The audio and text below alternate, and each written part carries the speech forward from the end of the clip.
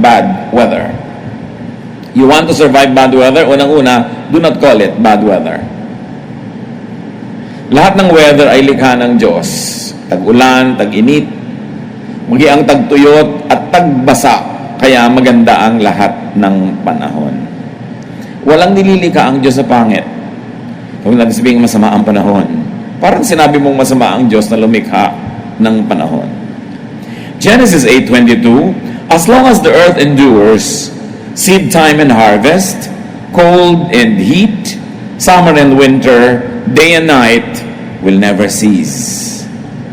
So talagang kasama sa likha ng Diyos. Hindi daw mauubos, hindi matatapos ang pagpapalit-palit ng mga panahon, ng lamig at ng init, ng liwanag at ng dilim. Daniel 2:20-21. Praise be to the name of God forever and ever. Wisdom and power are His. He changes times and seasons. Desisyon yun ng lumikha na magkakaroon, nagpagpapalit-palit ng lahat ng mga klima. Psalm 24:1, the earth is the Lord's and everything in it, the world and all who live in it. So walang pangit na nilikha ang Diyos. Kahit kuryente, kahit kidlat, kahit lava, kahit lahar, lahat yan merong saysay. Meron lang sikreto para maging talagang maganda para sa personal na buhay mo ang mga bagay na ito. Kaya kahit bagyo o baha, remember that ancient Egypt was nourished by the annual flooding of the Nile. And because of the annual flooding of the Nile, Egypt was able to develop and sustain a great civilization. Hindi nila minasama ang baha. Wala silang idinadalangin, kundi dumating yung baha. Kasi pagdating ng baha, dala-dala niya yung matabang lupa, naaanod mula sa malalayong mga bundok. Dala-dala niya ang tubig na naiipon para siyang pandilig sa mga bukid ng mahabang panahon. Hindi masama ang baha. Psalm 135 verse 7, He makes clouds rise from the ends of the earth. He sends lightning with the rain and brings out the wind from His storehouses. Sa pagpapalit-palit ng panahon, nare-recycle ang lahat, lumilinis ang mga bagay-bagay, lalo sa water cycle, and even during a thunderstorm, the atmosphere is recharged with electrons. Kaya may water cycle. Lahat nare-recycle. Mula naman nung nilikha ng Diyos, ang sangdaigdigan at ang sangsinukob, wala siyang idinagdag o binawas na nakalagay na doon nung simula. Recycle lang ng recycle. Ang recycling ng tubig at ang lahat ng elements ay design ng may likha. Ecclesiastes 3:1, there is a time for everything and a season for every activity under the heavens. Therefore, weather is good, no matter what form it takes. For you to survive what you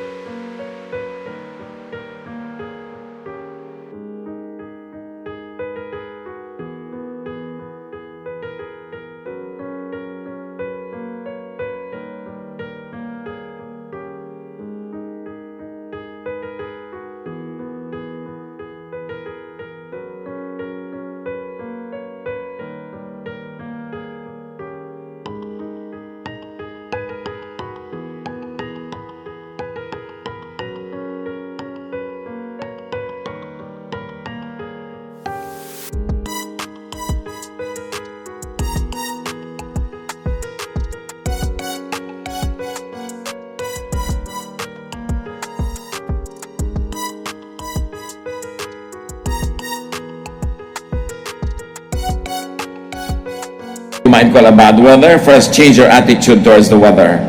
And you will not only survive it, but also you will enjoy it.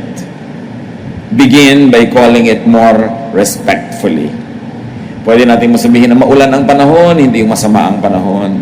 Hindi yung masungit ang panahon, pwede masabihin mahangin ang panahon. Pero panahon na masungit. So parang negative agad yung attitude mo, paano ka mabe-bless? Eh kahit naman ayaw mo o gusto, nandun yung panahon na yan.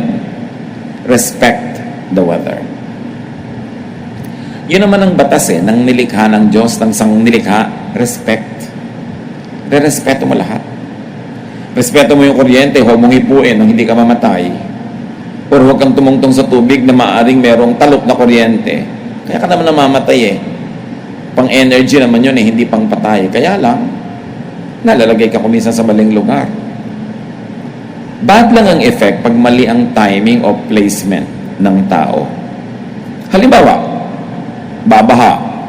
Nagiging bad weather yan pag nakakalat ka sa dadaanan ng tubig o ng baha. Maaanod ka. Matthew 7:26-27, a foolish man builds his house on sand.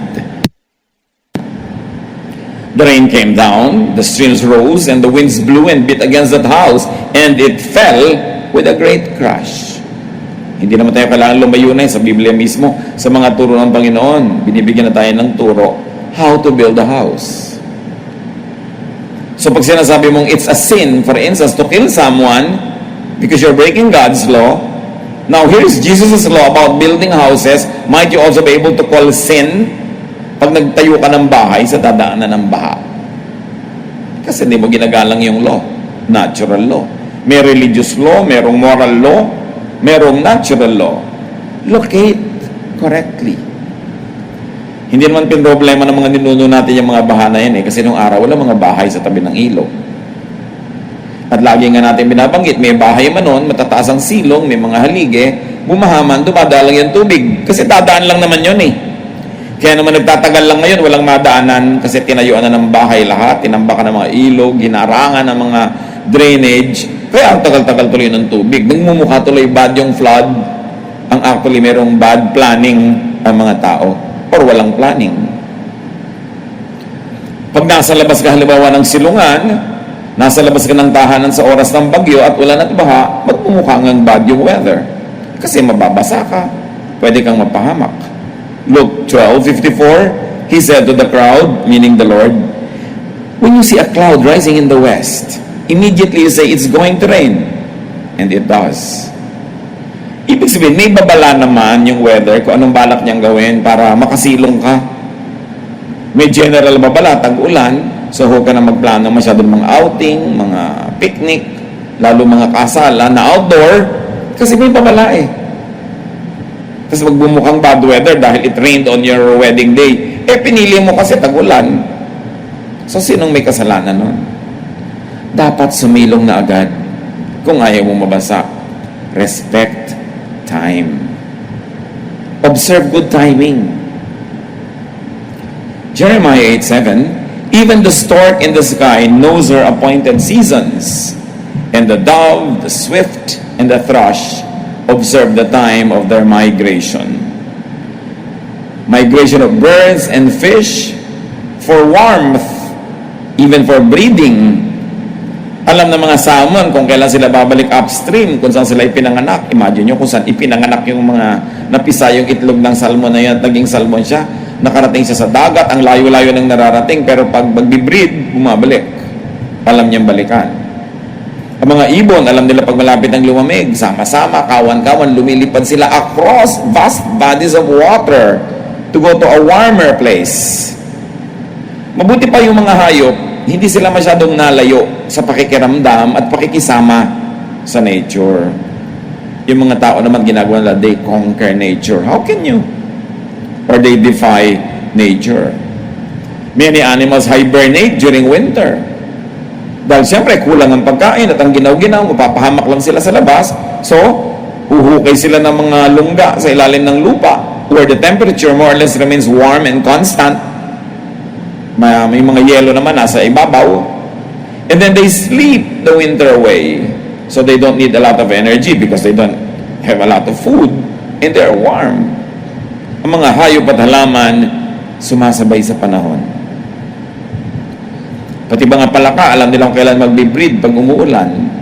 Kaya ang ingay-ingay ng mga lugar na may mga palaka. Plants shed their leaves in autumn and sleep out the winter. It's almost like hibernating too. Siyempre, para ano ba yung leaves? For photosynthesis. What will you do when there's no photo to synthesize? There is no sunlight, so the leaves are shed. The plant has little to feed, and the plant can sleep through the winter. So plants shed leaves, and then spring follows, and there is rebirth. Mula pa nung naliga ang mundo hanggang ngayon, ganun yun. So how do you survive bad weather, so cold? Prepare your needs on time. Proverbs 30:25, ants are creatures of little strength, yet they store up their food in the summer. Maliliit na mga langgam, nakita niyo kung isang langgam nagbubuhat ng isang butil na bigas. Ilan yun? 10 times ng body weight niya yung binubuhat niya. Dahan-dahan, unti-unti. Kasi pag umulan na ang liliit na nila, maaanod na sila ng tubig. At wala na rin silang madidilihensya mga pagkain kung saan-saan. Nananahimik sila sa kanilang mga lungga. Meron silang nakastore na pagkain. Minsan, daig pa ng mga langgam yung mga tao. Inaabutan ng dilubyo, walang pagkain sa bahay kasi wala nakastore. Sasabihin so ng iba, paano yan? Kahit gusto ko mag-store, wala akong pera. Diba? Kahit ayoko naman tumira doon sa dadaanan ng tubig, saan ako titira? Sa Malacanang Palace. Dinadaanan din yun ng ilog. Paano yan kung wala ako kayanan? Yan nga mga kapatid ang pananagutan natin kuminsan, hindi lang individual, collective. As a race, the human race mismanages the race, the civilization, the people, the towns, the cities. Kaya collectively, we suffer. Pwedeng personally, hindi mo choice yan. Pero choice ng humanity. May mga greedy, therefore, dapat yung evenly distributed resources, nasa konting bulsa lang, marami tuloy nagugutom. Kaya racial yung kasalanan, hindi lang individual. Buong human race, may pananagutan sa pagpapulyot ng ating mga lupa at hangin at mga ilog, sa kasakiman ng mga developers at pakikikutsaba ng mga government people, yung mga hindi dapat tayuan ng mga building, tinatayuan, lahat tayo nagdurusa. At yung mga sakim na marami mga nakikikbak, sila hindi nagdurusa. Pero syempre, their hearts are fattened for a day of slaughter. May araw din ang lahat. Dahil ang Diyos ay Diyos ng katarungan. Pero meron tayong dapat matutunan. At huwag natin laging sisihin yung economic system, yung mga politiko, yung mga kung ano-ano. Dahil may kanya-kanya rin tayong pwedeng magawa para iiwas sa mga sarili natin sa panganib at ihanda ang mga sarili natin na humarap sa mga panahon ng tagulan, ng baha, o kasalatan ng mga supplies. Kita niyo yung mga prutas, summer fruits are loaded with water. Alam kasi ng singkamas, alam ng melon, alam ng pakwan na ang tag-init ay tuyot na tuyot. Kaya mga prutas nila, ang daming tubig. At pati tayo, nakikiinom ng tubig nila. Inaagaw nga natin sa kanila Primitive peoples respected the seasons and planted in season. Alam nila kung kailan magtatanim. Pati ang mga badyaw, ang mga sama dilaot, titingnan lang nila yung galaw ng tubig sa dagat. Alam nila kung pwedeng pumalaot o hindi. Ginagalang nila. Nakikiisa sila sa kapaligiran. Ecclesiastes 3:1-2, there is a time for everything and a season for every activity under the heavens. There is even a time to plant. So do not go against time. Kaya naman meron tayong mga weather forecasters o hindi mainam na lumipad ang mga aeroplano, therefore cancel the mga flights. Nakikisama ka sa panahon. Hindi mo pwede ipagpilitan ang gusto mo. You want not only to survive, but also to enjoy nature. Respect the laws of nature, especially the seasons. Alam mo, pagkapanahon ng mga tag-ulan, marami nagkakasipon, nagkakaubo. So how do you prepare yourself? Drink lots of nutritious juices, eat nutritious food, have enough sleep, para kahit maubuhan ka ng katabi mo sa LRT o sa jeep or wherever, sa elevator, meron kang lakas sa loob, hindi ka mahahawa agad. Luke 21:29-30. Look at the fig tree and all the trees. When they sprout leaves, you see for yourselves, and you know that summer is near. So adjust to nature. Do not defy it. May mga signals ang nature. Benefit from and enjoy nature. The laws of life do not apply only to nature. They also apply to all elements and facets of living. So kanina pinag-uusapan natin mga kapatid, natural bagyo, natural ulan, natural tag-init, tag-araw, natural lindol, Pero marami pang ibang mukha itong mga bagyo at baha. There are emotional, social, spiritual storms, and floods, which is really what I want to discuss. Kung may baha ng tubig, may bagyo ng hangin, may baha at may bagyo din ng luha. May baha din at may bagyo, mayroong unos ang ating damdamin. Maraming bagyo, hindi lang physical, may emotional at may spiritual. At pareho rin ang prinsipyo, how to survive. Ano-ano yung mga bagyong emosyonal at mga spiritual? Failure. Mga kabiguan. Daig pa nga kumisan niya ng bagyo. Being rejected. Feeling rejected by your own parents, feeling rejected by your own spouse, being rejected by the one you love, being rejected by an institution or an employment. Parang bagyo yan. Illness. Death of our loved ones. Bereavement. Bagyo lahat yan. Baha lahat yan. Loneliness and depression. Fear. Hopelessness. And other trials. Dumarating din yan. May panahon din yan, may season. Pag inobserbahan natin, may season din yan. Hindi random lang lagi. James 1, 2-3. Consider pure joy, my brothers and sisters, whenever you face trials of many kinds, because you know that the testing of your faith produces perseverance. The same principle. Huwag mong tawaging bad luck, huwag mong tawaging bad life, bad whatever. Sabihin mo lang, kasama talaga ng buhay. Natural. Pag nakikita kayo, mayroong paghihiwalay. Natural, may ipinapanganak, may mamamatay. May mga panahon ng kasaganaan at may panahon ng kasalatan. Kumisan parang walang reason, pero may unseen reason siya. Tulad ng pagtrato sa physical na bagyo at baha, respect emotional and spiritual storms and floods as also parts of life that God designed. Mas maagang tanggapin natin mga kapatid na ganun talaga ang buhay. May araw na masaya, may araw na malungkot. Ganun talaga ang negosyo. May panahon na malaki ang tubo, mayroong panahong lugi-lugi. Mayroong panahong sobrang lugi. Ganun talaga ang pag-ibig. Kumisan ang saya, kumisan ang lungkot. Ganun talaga. Lahat ng nagaganap, hindi nagaganap ng walang permiso ng Diyos. What's happening is either God's perfect will for you when you obey Him, or God's permissive will when you or your loved ones or people who affect your life don't obey Him. Pero not a sparrow falls to the ground without the Father's permission or knowledge. Nothing happens in your life that God doesn't know about. And if God knows about it, whether you understand it or not, God understands it. Whether you like it or not, God permits it. So there must be something good in it. Although apparently and superficially, what is good about it doesn't always easily show. Kaya nung si Job ay dinapuan ng kutakot-takot na dilubyo sa buhay, at sabi ng asawa niya, sumpahin mo na lang ang Diyos mo na yan, at mamatay ka na. Total, wala nang dahilan para mabuhay pa tayo. Pero mo sabihin ng asawa niya yon. Namatay lahat ng anak nila, nawala lahat ng kanilang kayamanan, nabalot ng galis at sakit itong si Job. Sabi ng asawa niya, why don't you curse God and die? In Job 2:10, he says, shall we accept good from God and not trouble?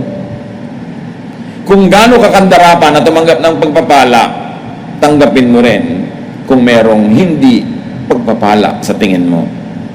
Kung gaano mo kagustong tumanggap ng saya, pag ang ipinadala naman at pinayagan na ilungkot, tanggapin.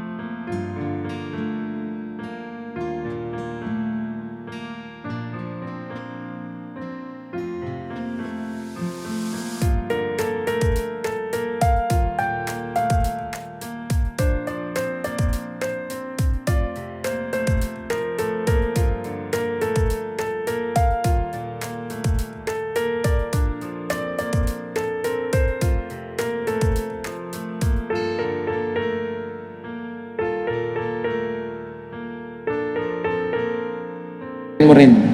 Huwag kang magrebelde sa Diyos, huwag kang magalit sa Diyos. Lahat yan bahagi ng buhay at walang na-exempt dyan. Kahit mga hari, kahit mga propeta, kahit sino, dinadapuan ng lahat ng uri ng emotional storms. And besides, trouble is relative. It depends on how you look at it. It is a matter of point of view.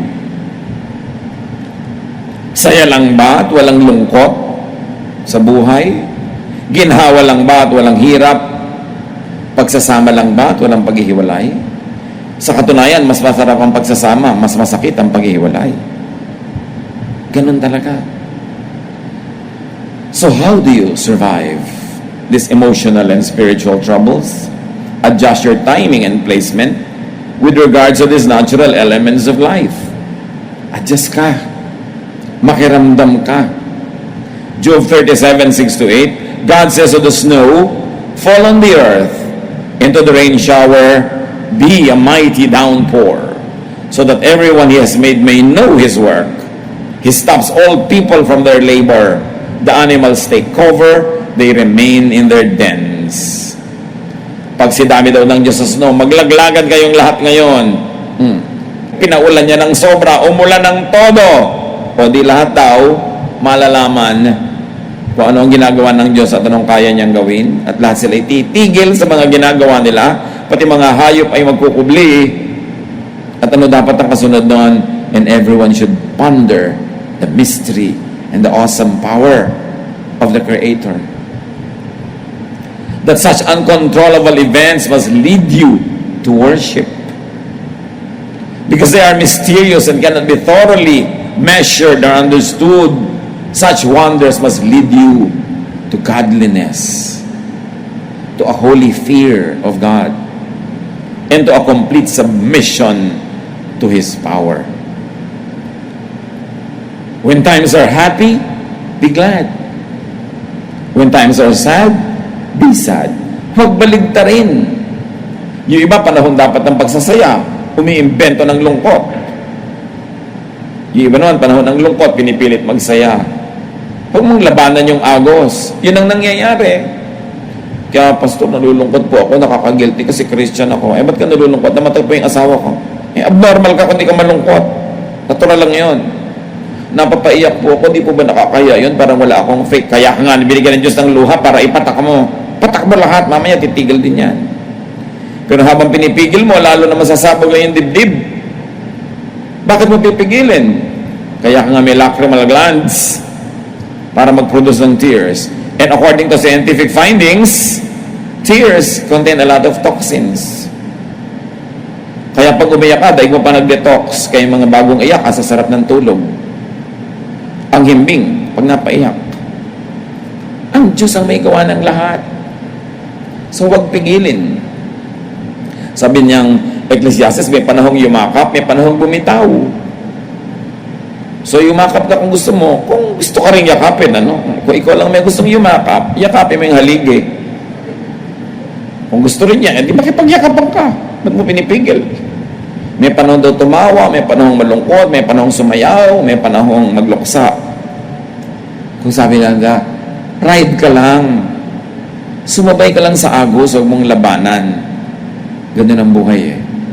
At tandaan mo, God is God above the storm and over the flood. Yung hindi mo makayang storm, Diyos lang naman ang nagpalaglag nun eh. Isipin ninyo, isang buwang ulan, pinalaglag ng Diyos sa isang araw? Kaya niya. Paano kung isang taong ulan, pinalaglag ng isang araw? Lalo ka mag-worship. Huwag ka magreklamo, huwag ka magalit. Anong laban mo doon? Mag-worship ka. Sundin mo ang kanyang kalooban, surrender to God's will, and honor Him. And pray that you might be spared. Psalm 107 verse 29, He stilled the storm to a whisper. The waves of the sea were hushed. Hindi ba lahat ng mga sinasabi sa Psalm ginawa ni Jesus? Ang lakas ng hangin, lakas ng bagyo, sinaway lang niya, tumahimik bigla. Ang maganda nun, God can still you also. Kung ang bagyo, ang hangin, ang alon, na patatahimik. Ano man ang bagyo mo sa loob ng dibdib mo ngayon, kapatid, kaya rin niyang patahimikin ng Diyos. Kaya sa Diyos ka lumapit. Sa Diyos ka umasa. Ang Diyos ang bigyan mo ng kaluguran. Mas madali naman payapain ang loob mo kaysa isang buong dagat. But nothing is too great for God to do. Kung minsan ang nakikita lang natin yung physical na storm mas mahihirap yung storm sa loob. Walang kwenta yung hirap ng katawan, ang mahirap, hirap ng loob. At kung paano pinapayapa ng Diyos ang lahat ng mga elemento na yan na nasa labas ng ating katawan, lalo niyang pinapayapa yung ating espiritu, yung ating puso, yung ating damdamin, kung magpapasakop ka. Kung hahayaan mong tumalab sa iyo yung kanyang salita, kung susundin mo ang mga utos niya. So how do you survive bad weather? Physical or spiritual weather? Don't call it bad. Take shelter in God, who is God over the weather. Proverbs 18:10, the name of the Lord is a fortified tower. The righteous run to it and are safe. So yan ang pangalan ng Panginoon. Yun lang bang pangalan niya? Yung kahulugan ng pangalan niya, yung kanyang mga katangian, mga kanyang katuruan, daig pa nun ang matibay na muog. Alam niyo nung araw, kaya may mga tower, ang mga kaharian, usually sa mga tower na yan, mga fortresses, merong balon sa ilalim. Para kung may dumadating na mga kalaban, yung mga mamamayan, tumatakbo sila papasok doon sa loob ng muog na yon, isasara yung mga pinto nun, may tubig sila doon kahit hindi sila palabasin ng kalaban ng ilang buwan. Meron sila doon mga tinatago mga pagkain para may makain sila. At yung mga pader, ang tibay, hindi tabla ng mga pana, ng mga kung ano-anong mga sandata. At yun daw ang pangalan ng Panginoon. Pag may dumadating na bagyo, lalo na yung emosyonal, spiritual, sa kanya ka tumawag. Doon ka kumuha ng shelter sa pangalan niya, sa kanyang turo. Dahil dapat, hindi pa dumadating yung bagyo, sumusunod ka na sa katuroan niya. So, hindi mo na kailangan tumakbo pagdating ng bagyo kasi actually, nato ka naman sa loob ng uog na yun, anytime, every time. When you live in the center of God's will, you don't even have to run into that stronghold because you are within the stronghold. Kaya pwede tayong maghanda. Kung hinahanda mo physically ang bahay, ang silong, ang lugar para sa bagyo, ihanda yung kalooban, laging sumunod sa Panginoon. Napaka-importante na ang kanyang mga diwa matupad sa ating buhay. Psalm 32 verse 7, Panginoon, because God can give you protection also. Don't run into the tower only after, but also before the flood. Kita nyo yung mga iba natin mga kababayan, mabababa pa yung bagyo, ang baha, pinapalikas na, ayaw. Kung kailan lubog na yung bubong at sisingap-sigap na sila, sasama rin pala sa rescue, hindi pa agahan. Ganon din tayo kamisan, di ba? Susuko ka rin lang naman pala sa Panginoon. Magpapaligtas ka rin. Ba't aantayin mo pa na halos malagot lang yung hininga bago ka lang sumunod? Agahan mo na. Bakit aantayin mo pa na grabe na ang kalagayan mo bago ka matauhan at sumunod sa Diyos? Agahan mo na. Alam niyo kung bakit hindi umaalis yung mga kababayan natin sa bahay nila agad? Kasi nangihinayang sila sa kanilang earthly possessions. Baka may magnakaw pag umalis sila. Anong mga pinanghihinayangan natin kaya ayaw nating lumapit agad sa alok ng Diyos na iligtas tayo? Iligtas tayo sa mga kamalian, iligtas tayo sa mga maling relasyon, sa mga maling gawain, dahil may pinanghihinayangan din tayo, di ba? Pero kahit ganong panghihinayang nyo dyan, kahit ganong kalaki ang pagpapahalagan nyo, pag talaga nanganganib na yung buhay nyo at sobrang grabe na, susuko din naman tayo sa Diyos, agahan na lang. Para konti lang yung damage. Remember, timing and placement can keep you safe. Lumugar. Know God. Follow God. Rely on God. Psalm 46, 1-3. God is our refuge and strength, an ever-present help in trouble. Therefore, we will not fear, though the earth give way and the mountains fall into the heart of the sea, though its waters roar and foam and the mountains quake with their surging. So God is our refuge and our strength. Sino ang malakas? Sino ang secure? Yung maganda ang relasyon sa Panginoon. Kahit maapektuhan ka ng physical flood, maapektuhan ang iyong mga physical belongings, pero ang mahalaga ay emotional and spiritual life mo intact with the Lord. Isaiah 25:4, you have been a refuge for the poor, a refuge for the needy in their distress, a shelter from the storm and a shade from the heat. For the breath of the ruthless is like a storm driving against the wall, and like the heat of the desert. Maraming sumasalakay sa ating kapayapaan, sa ating katahimikan, and the Lord, the name of the Lord, is our strong tower. So take comfort in ease and rest. In times of hardship and trouble, take comfort in the kingdom of God within you. Sa mga karaniwang araw, pwede tayong sumilong sa mga physical na silungan, mga bubong, mga shelter, mga bahay, savings, money, friends, human connections. Pwede tayong sumilong dyan. Pero sa sobrang matitinding mga bagyo, lalo yung emosyonal, na ikaw lang ang mag-isang inangat-ngat ng nararamdaman mo, kahit mahal ka ng mga nasa paligid, hindi nila nararamdaman, hindi nila maunawa, hindi nila maarok. Arok yun ang Diyos. Alam yun ang Diyos. Because the kingdom of God is within you. Kaya ang dapat natin talagang i-develop is that this kingdom within us is ruled by the King of Kings and not by someone else. I-develop natin ang relasyon natin sa Diyos. Ano man ang dumating na bagyo, physical or emotional or spiritual, He is our strong tower. Ama namin sa langit, salamat sa mga paalala nyo sa amin na maraming uri ng bagyo. Minsan ang napapansin namin yung physical. Napapansin namin na physical, nababasa kami, physically, kakasakit kami. Pero hindi namin napapansin ko minsan, nabubulok na pala yung espiritu